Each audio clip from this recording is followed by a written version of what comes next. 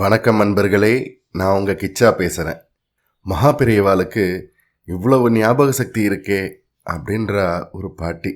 ஆமாம், இதெல்லாம் என்ன ஞாபக சக்தி? ஈஸ்வரன் ஞாபகம் எப்போதும் இருக்க மாட்டேங்கிறதே அப்படிங்கிறாரு மகாபெரியவா. மகாபெரியவாளின் ஆதங்கம் இப்படி இருக்குமானால் நாமெல்லாம் எந்த மூலை? இதை சொன்னவர் ஸ்ரீமடம் பாலு மாமா. அவரோட புத்தகம் மகாபெரியவா தரிசன அனுபவங்கள். அதுலேருந்து ஒரு சம்பவம். இந்த சம்பவம் என்னன்னு பார்க்கறதுக்கு முன்னாடி நம்ம சேனலை சப்ஸ்கிரைப் பண்ணாதவங்க கண்டிப்பாக பெல் ஐக்கான் கிளிக் பண்ணுங்கள், சப்ஸ்கிரைப் பண்ணுங்கள். முதிய தம்பதிகள், தாத்தாவும் பாட்டியும் என்று வைத்து கொள்ளலாம். தரிசனத்துக்கு வந்த பொழுது காலை 7 மணி. மகாபெரியவா ஒரு வாதா மரத்தின் கீழே சாக்கில் அமர்ந்திருந்தார்கள். கை கூப்பிக்கொண்டு நின்றார்கள் தம்பதிகள்.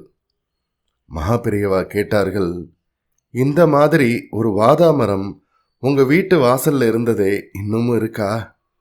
ஆமாம், இன்னமும் இருக்கு மகாபெரியவா. உங்களை பார்த்து 20 வருஷத்துக்கு மேலே ஆகியிருக்கும். இப்போ பெருசாக வளர்ந்துருக்கு, நிறைய காய்க்கிறது.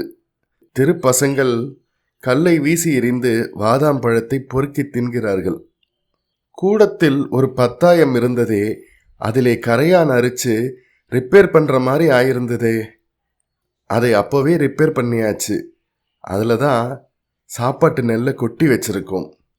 ஒரு சிவப்பு பசுமாடு கன்று போடாமல் இருந்ததே அப்படின்னார் மகாபெரியவா. அது 6 கன்று போட்டு விட்டு சமீபத்தில் தான் தவறி போச்சு.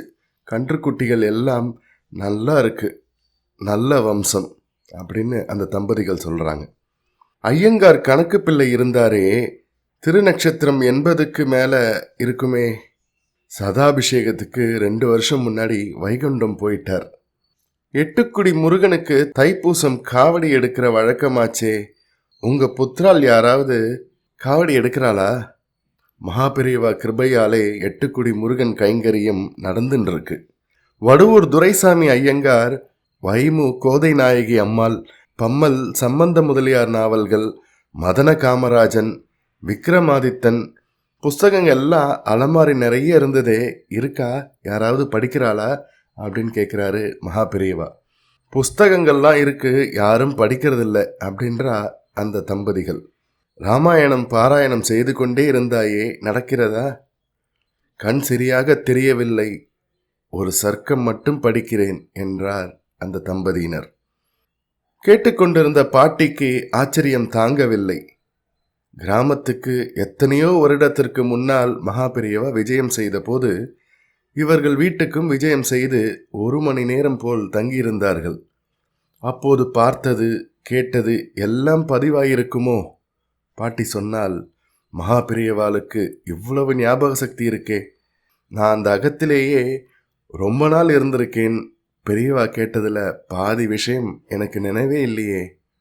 மகாபெரியவா அப்போது அந்த எண்ணச்சூழலை அப்படியே மாற்றி விடுவார் போல் ஒரு உயர்ந்த தத்துவத்தை சொல்லி கேட்டுக்கொண்டிருந்தவர்களை எல்லாம் வானத்தில் பறக்க வைத்து விட்டார்கள். ஆமாம், இதெல்லாம் என்ன ஞாபக சக்தி? ஈஸ்வரன் ஞாபகம் எப்போதும் இருக்க மாட்டேங்கிறதே. மகாபெரியவாளின் ஆதங்கம் இப்படி இருக்குமானால் நாமெல்லாம் எந்த மூலை? கற்கண்டுக்கு இனிப்பை ஊட்ட வேண்டுமா என்ன? மகாபெரியவாளுக்கு ஈஸ்வரத்துவத்தை கூட்ட வேண்டுமா என்ன? ஜெய ஜெய சங்கர ஹர ஹர சங்கர. இந்த பதிவு உங்களுக்கு பிடிச்சிருந்தா லைக் பண்ணுங்க, ஷேர் பண்ணுங்க, கமெண்ட் பண்ணுங்க. மறக்காம பெல் ஐக்கான் கிளிக் பண்ணுங்க, சப்ஸ்கிரைப் பண்ணுங்க. நன்றி அன்பர்களே.